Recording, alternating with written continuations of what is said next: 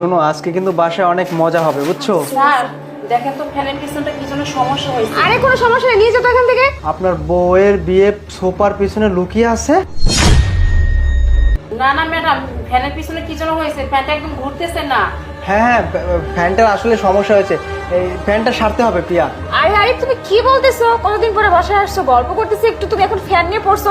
এরকম করো না, ফ্যান পরে দেখবে, আগে আমরা গল্প করি, সময় কাটাই। তবে আচ্ছা, তুই এক কাজ কর, এই ফ্যানটা নিয়ে তুই বাইরে রেখে দে, মুছে টুছে, আমি তারপরে যাওয়ার সময় নিয়ে যেয়ে সেরে এনে দেবো, ঠিক আছে? আচ্ছা ঠিক আছে স্যার। হ্যাঁ, আচ্ছা আচ্ছা।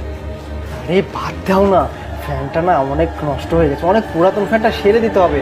ও বুঝো না, গরিব মানুষ, হ্যাঁ গরমে বুঝতে কষ্ট করে। পারছি, সেটা কোনো বিষয় না। এখন আমরা জাস্ট সময় কাটাবো, ঠিক আছে? ওসব ফ্যান ট্যান চিন্তা বাদ দাও, ঠিক আছে? হ্যাঁ প্রিয়া, বলছিলাম কি হ্যাঁ। যে আমাদের ঘরটা না অনেক নোংরা হয়ে আছে। নোংরা? এক কাজ করলে কেমন হয়, এই ওয়ার্ডরোবটা ওইদিকে দিব, খাটটা এদিকে পেরে দিব, আরে ছুপাটা আরে ওইদিকে দিব। থামো তুমি, কি তুমি ঘর গোছানো নিয়ে পড়ছো? হ্যাঁ, তুমি এতদিন পরে কোথায় আসছো, বাড়িতে একটু আরাম করবে, রেস্ট করতে, তা না তুমি ঘর গোছানো নিয়ে পড়ছো। এগুলো করার জন্য বাড়িতে কাজের লোক আছে, ওরা করবে, ঠিক আছে? তোমাকে এসব টেনশন একদম করতে হবে না। তুমি বাদ দাও তো এগুলো। দেখো, আমি চাই নিজের কাজ নিজে করতে। হয়েছে, তোমাকে কাজ করতে হবে না, আমি তো বলতেছি এসব বাদ দাও। এই সমস্ত কথা বলে সময় কেন নষ্ট করতেছো বলো তো? বাদ দাও বাদ দাও এগুলো। চলো, তোমার জন্য আজকে অনেক সুন্দর রান্না করছি, ওগুলো খাবে, চলো তো। হ্যাঁ, খাবার তো খাবোই, তার আগে একটু ঘরটা পরিপাটি করে নেন। আচ্ছা, বেশি কিছু না, তুমি যেহেতু এই সোফাটা না আমার এই জায়গায় ভালো লাগছে, এই সোফাটা ওই দিকে রেখে দিই। চলো চলো চলো। শোনো, আরে দাঁড়াও না, আরে তুমি কিসের জন্য এত এই সোফা ঘর এগুলো নিয়ে পড়ছো? আমি বলতেছি তুমি এসব বাদ দাও, রান্না বান্না করছি, খাওয়া দাওয়া করে একটু ঘুমাও, শরীরটা আরাম পাবে, ঠিক আছে? এই সমস্ত নিয়ে বিষয় নিয়ে একদম টেনশন করো না। চলো তো, চলো চলো চলো চলো চলো। হ্যাঁ যাচ্ছি।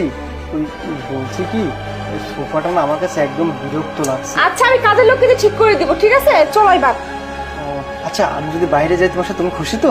খুশি হবো না কেন?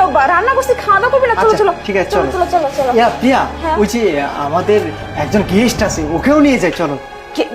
গেস্ট? আমাদের আবার কোথা থেকে গেস্ট আসলো? আমরা দুজনেই তো আর কাজের মেয়েটা। চলো আমরা। ও আচ্ছা, গেস্ট বুঝো নাই, ওই সোফার পিছনে না একটা গেস্ট আছে, আমি ডাক দিচ্ছি। মানে আরে তুমি কি বলতেছো? সুপার পিছনে কেউ নাই, তুমি? হ্যাঁ, কি? এই তো, এই তো। আরে ওঠ, আরে ওঠ না।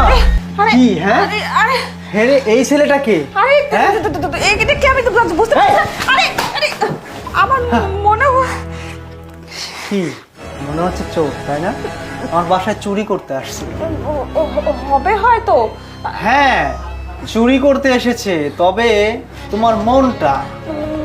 মানে তুমি কি কি কি বলতেছো? আরে মামা তো কিছু বুঝতে পারছি। হ্যাঁ, বুঝতে তো পারবা। বাহ, কি সুন্দর নাটক।